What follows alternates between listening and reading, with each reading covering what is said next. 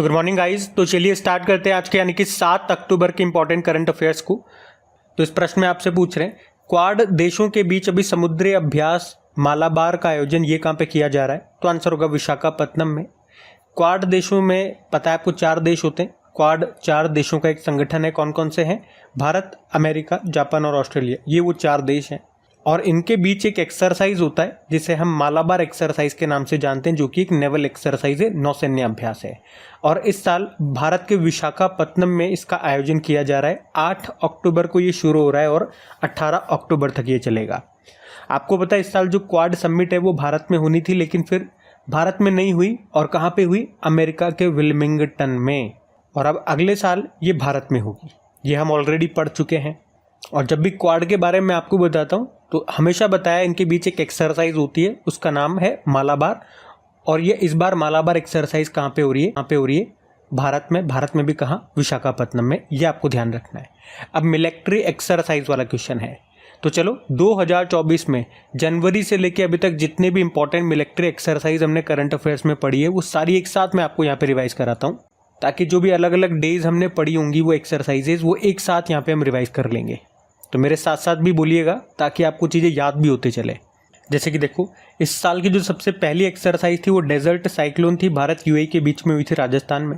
सहयोग cousin exercise Bharat और Japan के बीच में हुई, चेन्नई में। अयुत्या एक्सरसाइज इस बार पहली बार हुई, मतलब पहला संस्करण है, भारत और थाईलैंड के बीच में हुआ।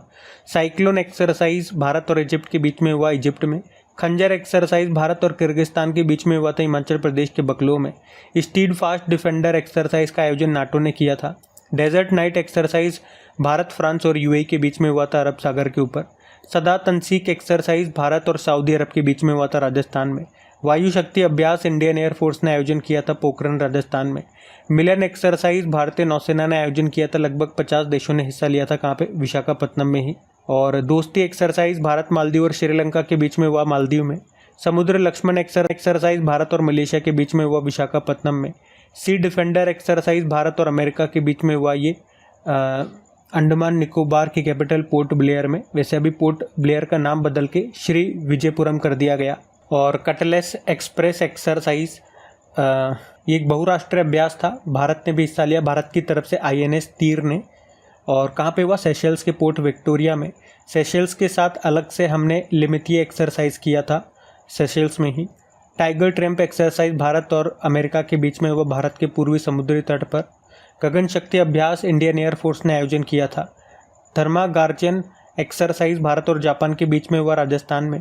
डस्टलिक एक्सरसाइज भारत और उज्बेकिस्तान के बीच में हुआ, उज्बेकिस्तान में।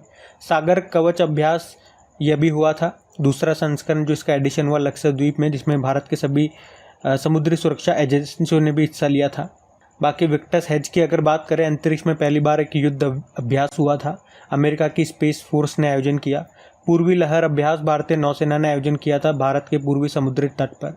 गगन स्ट्राइक सेकंड भारतीय सेना और वायुसेना ने आयोजन किया था, पंजाब में।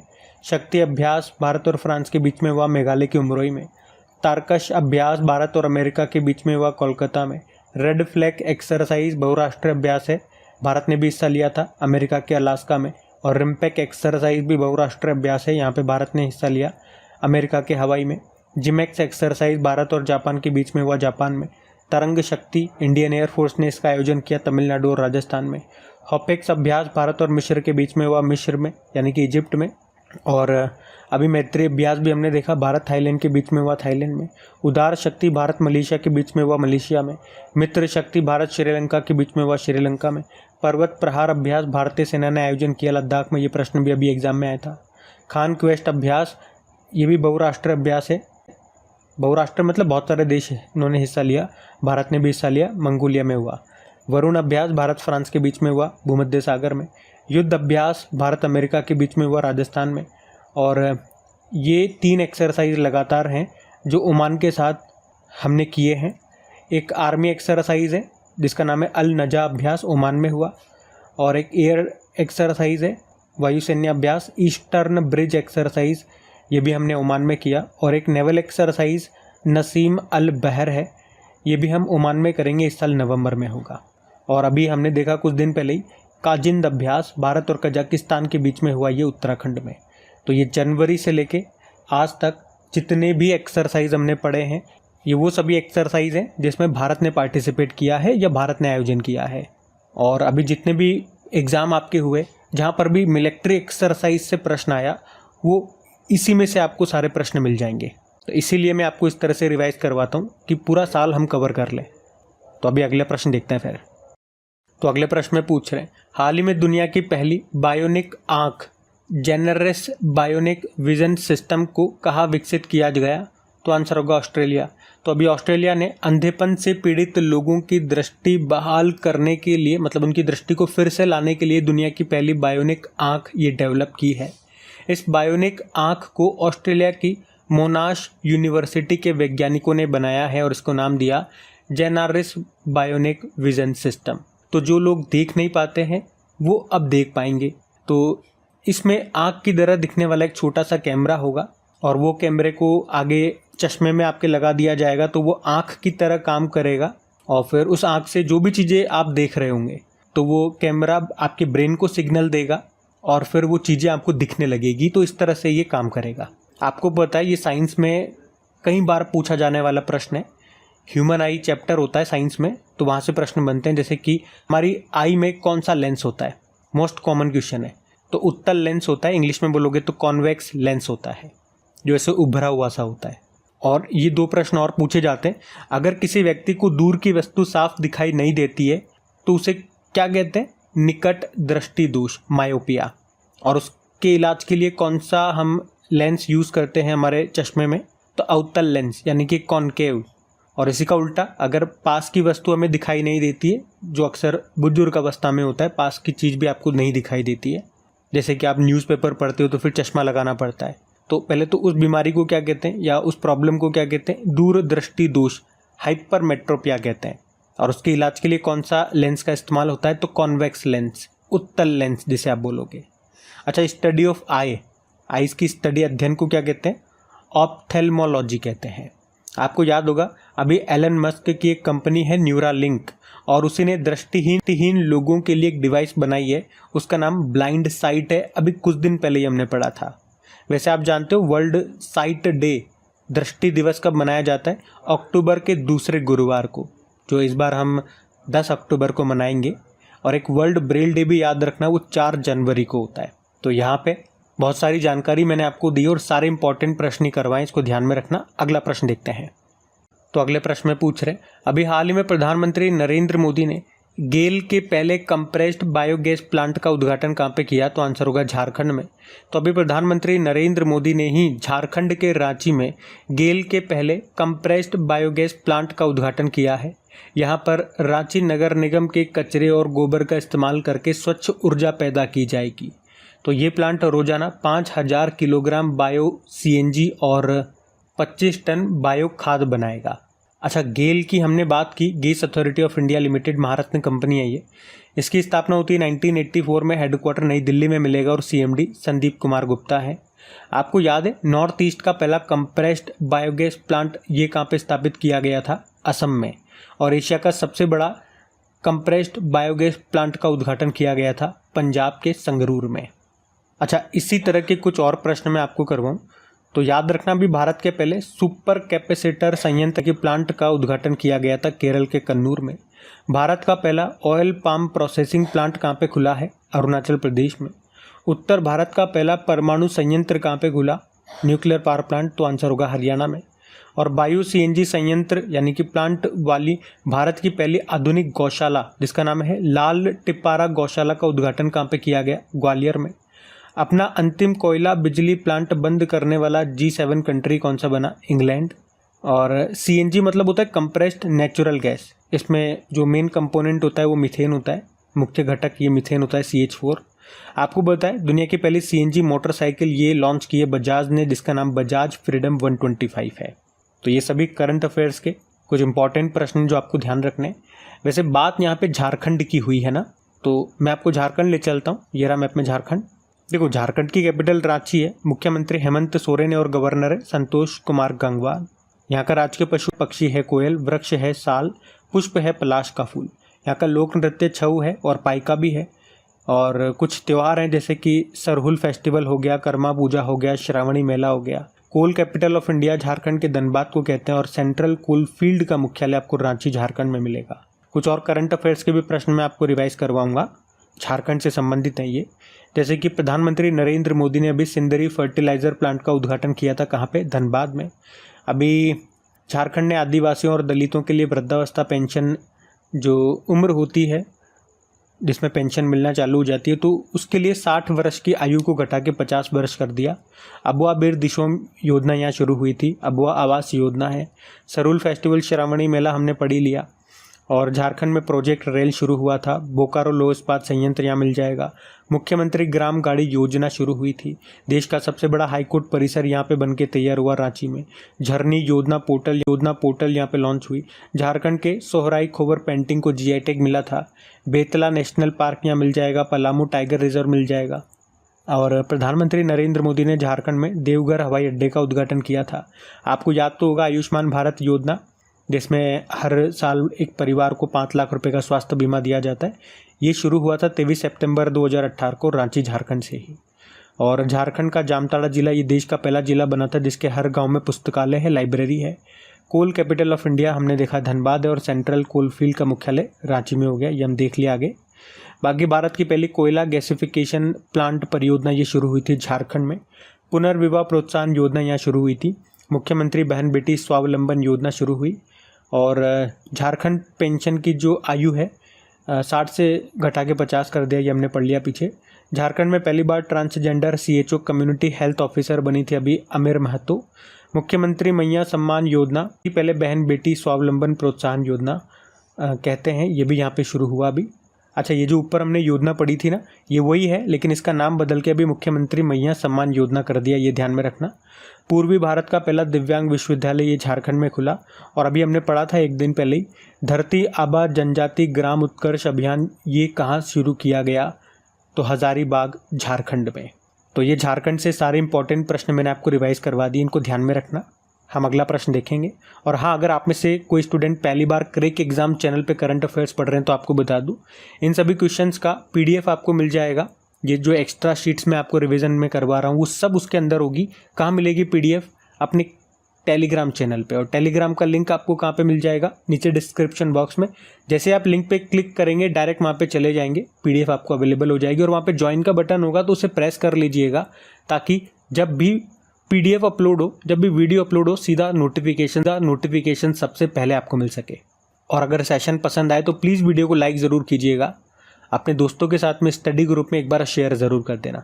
देखो, पूरे वीडियो में मैं आपको कहीं पर भी डिस्टर्ब नहीं करता हूँ, सिर्फ जब ये पीडीएफ की बात मैं आपको बताता हूँ तो इतनी सी रिक्वेस्ट मैं आपसे करता हूँ कि अगर मेहनत अच्छी लगती है, आपको बेनिफिट होता है, तो वीडियोज़ को सपोर्ट ज़रूर करें, ताकि इसी तरह से लगातार important updates, important current affair से आपको अप टू डेट करते रहें, ताकि आपको एग्ज़ाम टाइम पे मदद मिल सके। एग्ज़ाम में आप मैक्सिमम से मैक्सिमम करंट अफेयर्स के प्रश्न सही करके आ सको। तो प्लीज़ वीडियोस को सपोर्ट ज़रूर करना, इसे अपने दोस्तों के साथ में स्टडी ग्रुप में एक बार शेयर करके। अभी अगला प्रश्न देखते हैं। तो फिर अगले प्रश्न में पूछ रहे, अभी हाल में महात्मा गांधी जी की 155वीं जयंती पर बापू टावर का उद्घाटन कहाँ पे किया गया? तो आंसर होगा बिहार में। तो अभी बिहार के जो मुख्यमंत्री नीतीश कुमार, अभी उन्होंने महात्मा गांधी जी की 155वीं जयंती के अवसर पर पटना में नवनिर्मित बापू टावर का उद्घाटन किया, इसका लोकार्पण किया। वैसे बापू टावर के बारे में इस साल के स्टार्टिंग में मैं आपको पढ़ा भी चुका हूँ। बापू टावर, या आप देखोगे इमेज में मैं आपको दिखा रहा हूँ, ये बेलनाकार और आयताकार स्ट्रक्चर वाली 5 मंजिला इमारत है जो महात्मा गांधी जी के जीवन को समर्पित है। इसको बनाने में लागत आई थी 129 करोड़ रुपीज़ और इसकी हाइट की बात करोगे तो 120 फुट है। इस भवन की बाहरी जो दीवार है उस पर 42,000 किलोग्राम तांबे की परत लगी हुई है। तो इसमें महात्मा गांधी जी और बिहार के इतिहास से जुड़ी प्रदर्शनी लगाई गई है। यह है बापू टावर जो आपको मिलेगा पटना बिहार में। अब मैं आपको ले चलता हूँ बिहार। तो ये रहा मैप में बिहार।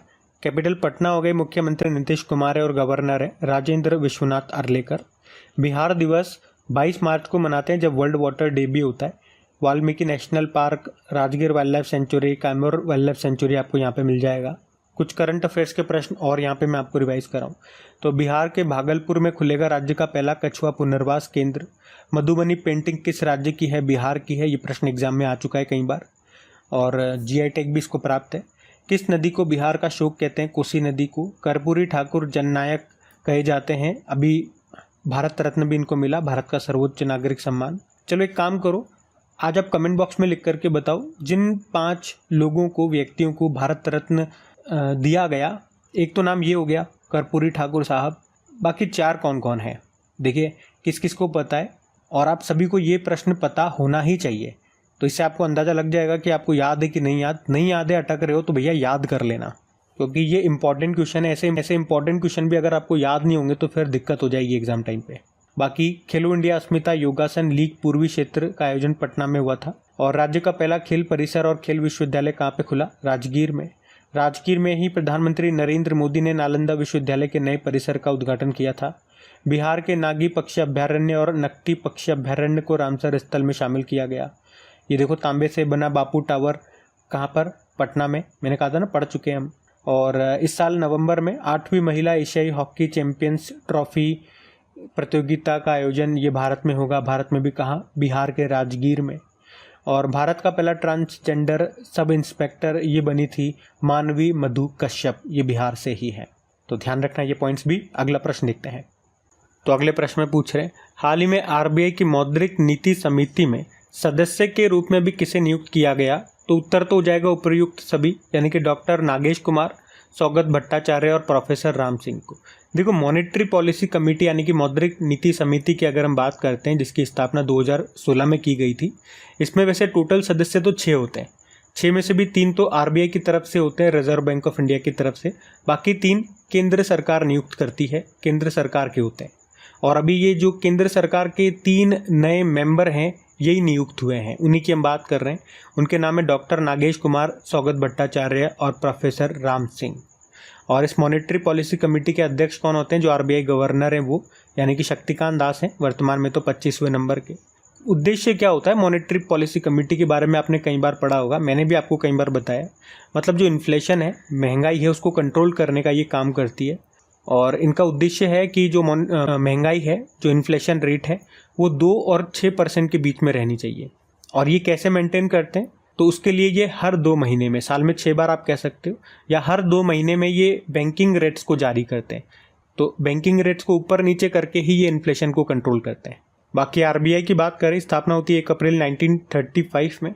हेडक्वार्टर मुंबई में है। इसकी स्थापना होती है यंग हिल्टन आयोग की सिफारिश पे, और नेशनलाइजेशन हुआ था 1 जनवरी 1949। गवर्नर हमने कहा शक्तिकांत दास हैं वर्तमान में।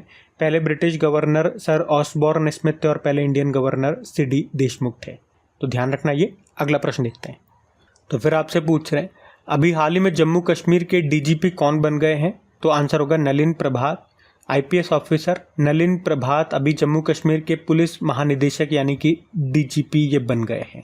तो अपॉइंटमेंट वाला प्रश्न है, तो बस इतना ही पॉइंट ध्यान रखना है। लेकिन यहाँ पे कुछ और इंपॉर्टेंट अपॉइंटमेंट्स मैं आपको रिवाइज कराता हूँ, आपको मज़ा आएगा। ये सारे इंपॉर्टेंट नाम है, ये आपको याद होने चाहिए। चलो आप देखना कि आपको कौन कौन से नाम याद हैं।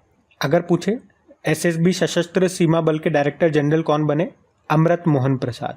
बीएसएफ के director general Daljit Singh Chaudhary. CRPF के director general Anish Dayal Singh. CISF के डायरेक्टर जनरल राजविंदर सिंह भट्टी। और नेशनल सिक्योरिटी गार्ड के director general B Srinivasan. Special protection group के director general Alok Sharma. ITBP के डायरेक्टर जनरल राहुल रजगोत्रा। और एनसीसी के डायरेक्टर जनरल गुरबीर पाल सिंह। अभी इंडियन कोस्ट गार्ड के डायरेक्टर जनरल अभी नए नहीं बने, क्योंकि लास्ट वाले तो निधन हो गया उनका, राकेश पाल उनका नाम था। और एनडीआरएफ के डायरेक्टर जनरल पीयूष आनंद। आरपीएफ के director general Manoj Yadav. Home guard के डायरेक्टर जनरल राजेश निर्वाण। और असम राइफल के डायरेक्टर जनरल विकास लखेरा। नारकोटिक्स कंट्रोल ब्यूरो के डायरेक्टर जनरल अनुराग गर्ग। और एयर चीफ मार्शल नए बन गए अमरप्रीत सिंह। नेवल चीफ भी नए बने दिनेश कुमार त्रिपाठी। और आर्मी चीफ भी नए बने उपेंद्र द्विवेदी। वैसे ये सारे नए नाम हैं, तो ये याद होने चाहिए और इम्पॉर्टेंट है सारे नाम। अगला प्रश्न हम देखते हैं। फिर अगले प्रश्न में पूछ रहे, हाल ही में श्री राम इन तमिलगम नामक पुस्तक किसने लिखी है? तो आंसर होगा डॉक्टर डीके हरि और डॉक्टर डीके हेमा हरि ने। तो बुक का नाम है श्री राम इन तमिलगम एन इनसेपरेबल बॉन्ड। और इस बुक को लॉन्च किया तमिलनाडु के जो गवर्नर है RN रवि ने, और लिखा है डॉक्टर डीके हरि और डॉक्टर डीके हेमा हरि ने। ये बुक श्री राम भगवान और तमिलनाडु की भूमि के बीच गहरे संबंधों के बारे में बताती है। तो बुक का नाम याद रखना, किसने लॉन्च किया और किसने लिखा ये मैंने आपको बता दिया। यहाँ पे मैं आपको 2024 की कुछ 10 इंपॉर्टेंट बुक्स फिर से रिवाइज कराता हूँ। देखो अभी हमने पढ़ा था Modi's governance triumph reshaping India's path to prosperity नाम की बुक को लिखा तरुण चुग ने।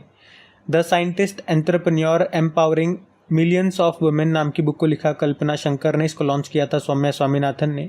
भीम सिंह ने भारत के 75 महान क्रांतिकारी नाम से बुक लिखी। और परिमल नाथ वानी ने कॉल ऑफ द गिर नाम से बुक लिखी। Professor KV Subramanian India's @100 envisioning tomorrow's economic नाम से बुक लिखी। और डॉक्टर R बाला सुब्रमण्यम ने power with in the leadership legacy of Narendra Modi नाम से बुक लिखी। कुलदीप गुप्ता ने from oil to lithium navigating the future of energy नाम से बुक लिखी। अनिल रतूड़ी ने खाकी में प्रज्ञा नाम से बुक लिखी। तो बिल गेट्स की ऑटोबायोग्राफी आई थी जिसका नाम सोर्स कोड है। शेन वॉटसन ने बुक लिखी है जिसका नाम है द विनर्स माइंड सेट। तो यहाँ पे 10 और बुक्स मैंने आपको इस बार रिवाइज कराई, ध्यान में रखना। हर बार जब भी प्रश्न आता है बुक का, मैं इसी तरह से 10-10 बुक करके आपको अलग अलग बुक्स रिवाइज कराता हूँ। ये सारी 2024 की है। और जब सारी बुक्स हम रिवाइज कर लेते हैं तो फिर से इनको रिपीट करते हैं। ये हमारा इसमें प्रोसेस रहता है, तो ध्यान रखना। अगला प्रश्न देखते हैं। फिर अगले प्रश्न में पूछ रहे हैं, हाल ही में पर्यावरण एवं वन्य जीव पर 12वां अंतर्राष्ट्रीय फिल्म महोत्सव जिसका नाम है वातावरण, इसका आयोजन कहाँ पे हुआ? तो आंसर होगा दिल्ली। तो अभी पर्यावरण और वन्य जीव पर 12वां अंतर्राष्ट्रीय फिल्म महोत्सव का आयोजन किया गया। कहाँ पे? नई दिल्ली में। और वातावरण इसका नाम है। इसी को ग्रीन फेस्टिवल भी कहते हैं, ध्यान रखना। और इस बार थीम थी क्या? Wetland for life. हर 2 साल में इसका आयोजन होता है। और बता दूं अभी नई दिल्ली में ही प्रधानमंत्री नरेंद्र मोदी ने कौटिल्य आर्थिक महोत्सव का भी आयोजन किया जिसकी थीम भारतीय युग है। तो ये आप ध्यान रखना। अगला देखते हैं। फिर अगले में पूछ रहे हैं, अभी इंटरनेशनल क्रिकेट काउंसिल ICC ने प्रवीण जयविक्रमा पर प्रतिबंध लगाया है। उनका संबंध किस देश से है? तो आंसर होगा श्रीलंका। श्रीलंका के क्रिकेटर हैं प्रवीण जयविक्रमा, जिन पर अभी ICC ने 1 साल का बैन लगा दिया है। क्यों? ICC के नियमों का उल्लंघन करने के लिए। अच्छा, श्रीलंका से 2 प्रश्न मैं आपसे पूछता हूँ। जो अभी यहाँ के नए प्रधानमंत्री बने हैं और जो नए प्रेसिडेंट बने उनका नाम बताइए क्या है? तो प्रधानमंत्री तो बनी थी हरिनी अमरसूर्या और प्रेसिडेंट बने थे अनुराग कुमारा दिसानायक के। तो मैंने बता दिया, अभी इसको ध्यान में रखना। फिर मैं आपसे वापस से पूछूंगा कभी, तो आपको याद होने चाहिए ये नाम। अगला प्रश्न हम देखते हैं। अच्छा, उससे पहले ICC के स्टैटिक देख लेते हैं। तो ICC की स्थापना होती है 1909 में। हेडक्वार्टर दुबई UAE में है। CEO जॉफ एलार्डिस हैं जो कि ऑस्ट्रेलिया के हैं। और चेयरमैन वर्तमान में तो ग्रेग बार्कल है न्यूजीलैंड से, लेकिन इस साल के एंड में जयशाह बन जाएंगे इसके नए चेयरमैन, ये ध्यान में रखना। अगला प्रश्न देखते हैं। फिर अगले प्रश्न में पूछ रहे हैं, अभी हाल ही में हिमाचल प्रदेश में पर्यटन विकास को समर्थन देने के लिए अभी किसने 162 मिलियन डॉलर के ऋण को मंजूरी दी? तो आंसर होगा एशियन डेवलपमेंट बैंक। तो एशियन डेवलपमेंट बैंक ने अभी घोषणा की है कि वो हिमाचल प्रदेश में पर्यटन विकास का समर्थन करने के लिए हिमाचल प्रदेश को 162 मिलियन डॉलर का लोन देगा। और इन पैसों से हिमाचल प्रदेश के 5 जिलों में, कौन कौन से 5 जिले? हमीरपुर, कांगड़ा, कुल्लू, मंडी और शिमला, यहाँ पे पर्यटन अर्थव्यवस्था को पुनर्जीवित किया जाएगा। मतलब पर्यटन को बूस्ट करने के लिए पैसा यहाँ पे खर्च होगा। एशियन डेवलपमेंट बैंक ने पैसा दिया। तो इसके स्टैटिक देखते हैं। 1966 में स्थापना होती है। हेडक्वार्टर मनीला फिलीपींस में है और हेड है मसात्सुको असाकावा। तो गाइज ये थी आज के आपके करंट अफेयर्स की क्लास। उम्मीद करूँगा सेशन पसंद आया होगा। कमेंट करके ज़रूर बताइएगा सेशन आपको कैसा लगा। अभी भी आपने वीडियो को लाइक नहीं करा तो प्लीज़ वीडियो को लाइक ज़रूर कीजिए, दोस्तों के साथ में शेयर ज़रूर कीजिए। PDF के बारे में मैंने आपको बता ही दिया। चलो अभी कल के करंट अफेयर्स का क्विक रिवीजन करते हैं और सेशन एंड करते हैं। तो यहाँ पे हम 6 सितंबर के इंपॉर्टेंट करंट अफेयर्स का क्विक रिवीजन कर रहे हैं। पहला प्रश्न पूछा 2024-25 सत्र का ईरानी कप किसने जीता था? मुंबई ने, शेष भारत को हरा करके। फिर पूछा प्रधानमंत्री नरेंद्र मोदी ने बंजारा विरासत संग्रहालय का उद्घाटन कहाँ पे किया? महाराष्ट्र। फिर पूछा पहला आदि गौरव सम्मान समारोह कहाँ पे आयोजित किया गया? बांसवाड़ा, राजस्थान। फिर पूछा अभी नागालैंड ने 25वें हॉर्नबिल महोत्सव समारोह के लिए किसे भागीदार देश बनाया? वेल्स को। फिर था भारत अंतर्राष्ट्रीय ऊर्जा दक्षता हब में शामिल हो गया, इसका मुख्यालय कहाँ पर है? Paris, France. और भारतीय वायुसेना की 92 नंबर की वर्षगांठ पर एयर शो का आयोजन कहाँ पे होगा? चेन्नई। प्रधानमंत्री राष्ट्रीय कृषि विकास योजना और कृषोन्नति योजना के लिए कितना बजट जारी किया गया? 1 लाख करोड़ रुपए। फिर पूछा विश्व शिक्षक दिवस मनाया 5 अक्टूबर। और RBI ने किसे अपना एग्जीक्यूटिव डायरेक्टर बनाया? अविरल जैन को। और आखिरी प्रश्न पूछा विश्व का चौथा देश कौन सा बन गया जिसका विदेशी मुद्रा भंडार 700 बिलियन डॉलर को पार कर गया? तो आंसर होगा भारत। तो चलो अभी कल का होमवर्क प्रश्न देखते हैं और सेशन एंड करते हैं। तो कल के वीडियो में पूछा था विश्व की पहली वैदिक घड़ी का उद्घाटन ये कहाँ पे किया गया, तो आंसर होगा उज्जैन में। आप सभी ने प्रश्न का बिल्कुल सही उत्तर दिया। अब ये रहा आज का आपका होमवर्क प्रश्न।